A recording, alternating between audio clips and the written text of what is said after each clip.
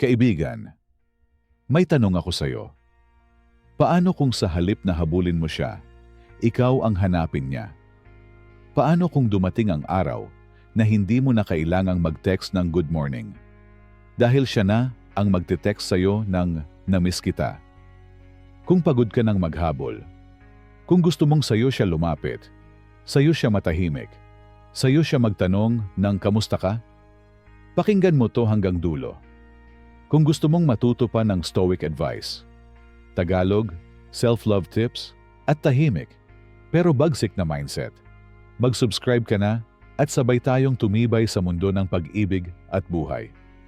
Kaibigan, aminin natin, masarap sa pakiramdam kapag napapansin tayo ng babaeng gusto natin.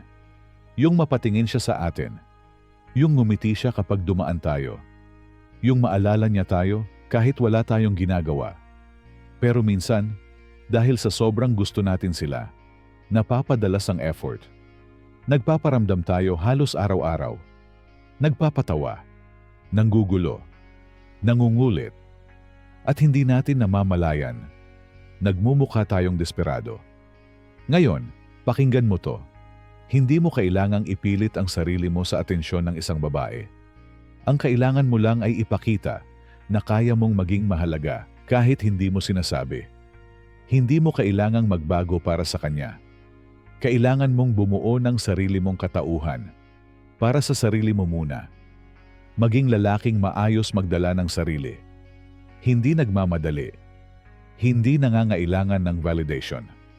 At sa oras na makita niyang hindi mo siya hinahabol, pero lumalago ka bilang tao, doon ka niya mapapansin. Bakit? Kasi ang babae, natural na naa-attract sa lalaking may direksyon, may dignity, at may disiplina. Hindi mo kailangang magsalita ng marami. Kailangan mo lang ipakita na kaya mong maging tahimik, pero hindi invisible. Kalmado, pero hindi passive. Tahimik, pero mabagsik.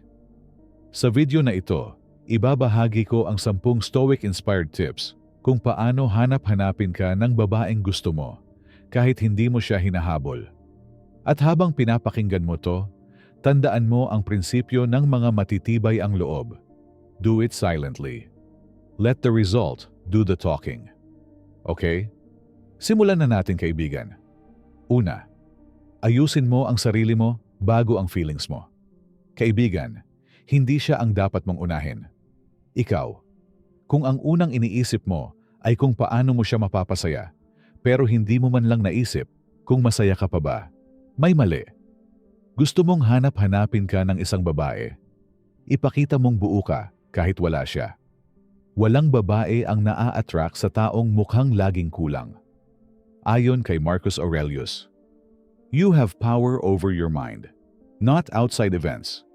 Realize this, and you will find strength." Buo ka kahit mag-isa. At kapag napatunayan niyang hindi mo siya kailangan para sumaya, doon ka niya hahanapin. Pangalawa, magpakita ng direksyon, hindi desperation. Kaibigan, ang lalaking may malinaw na direksyon sa buhay ay mas kaakit-akit kaysa sa lalaking may magandang pick-up line.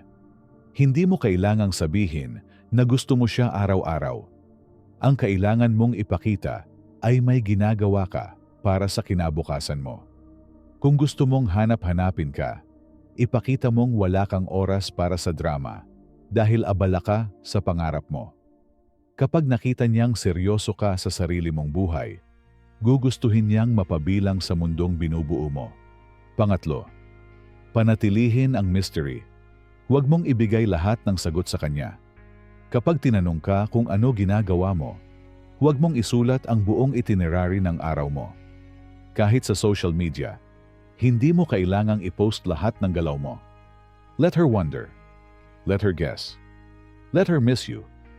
Kasi ang isang bagay na laging nakikita, madaling pagsawaan. Pang-apat, mag-focus ka sa sarili mong growth. Kaibigan, ang tao kasing lumalago, hindi lang sa katawan, kundi sa isip at damdamin, ay hindi nakakalimutan. Magbasa ka. Mag-ehersisyo. Ayusin mo ang pananamit mo. Palitan mo ang idle scrolling ng learning.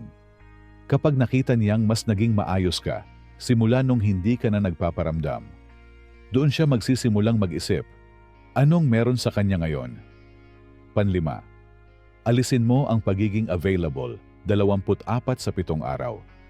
Hindi mo kailangang mag-reply agad. Hindi mo kailangang i-like lahat ng story niya. Bigyan mo siya ng space. At bigyan mo rin ang sarili mo ng respeto.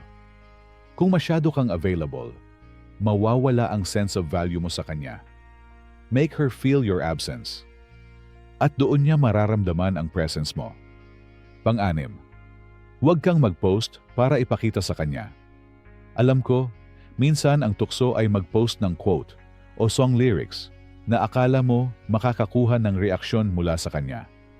Pero kaibigan, hindi mo kailangang magpahiwatig.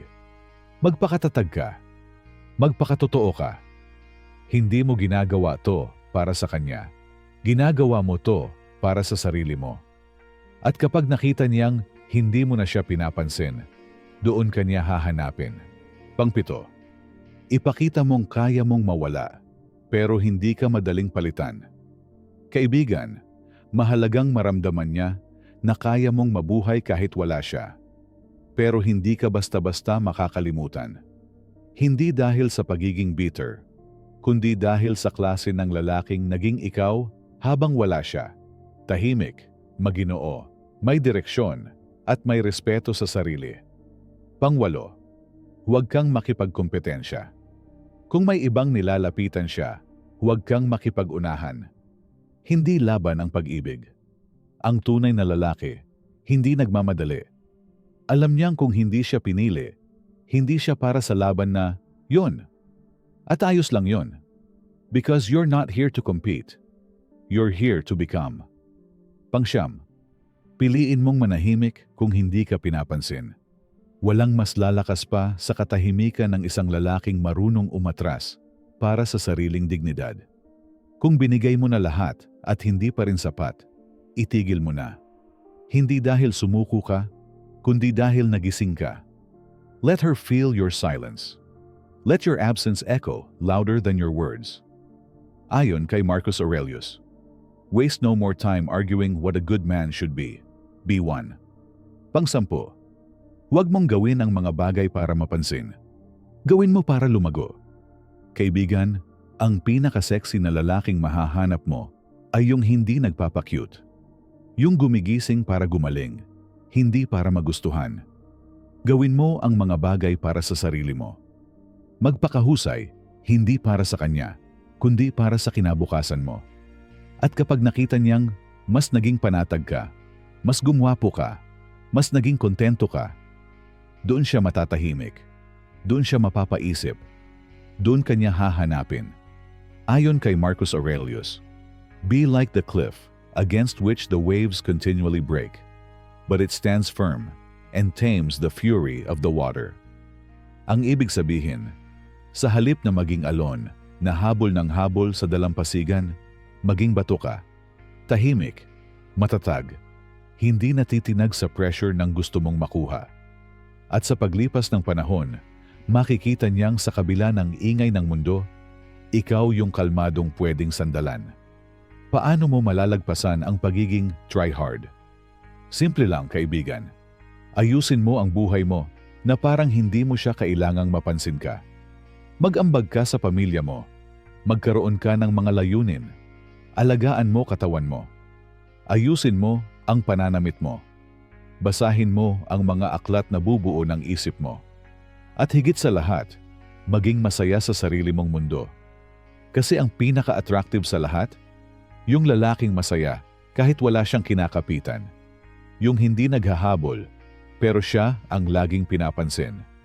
Yung hindi nagsisigaw ng, tingnan mo ako, pero siya ang laging hindi nila makalimutan.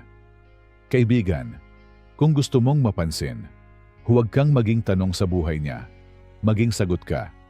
At ang mga sagot, hindi kailangang ipilit. Sila ang kusa niyang hahanapin.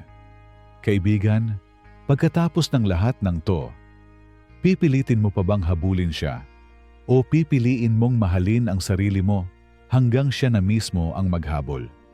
I-comment mo sa baba ang nararamdaman mo at pag-usapan natin kung paano mo maibabalik ang sarili mong halaga. Dahil minsan, hindi mo kailangang patunayan ang sarili mo sa ibang tao. Kailangan mo lang panindigan ito para sa sarili mo.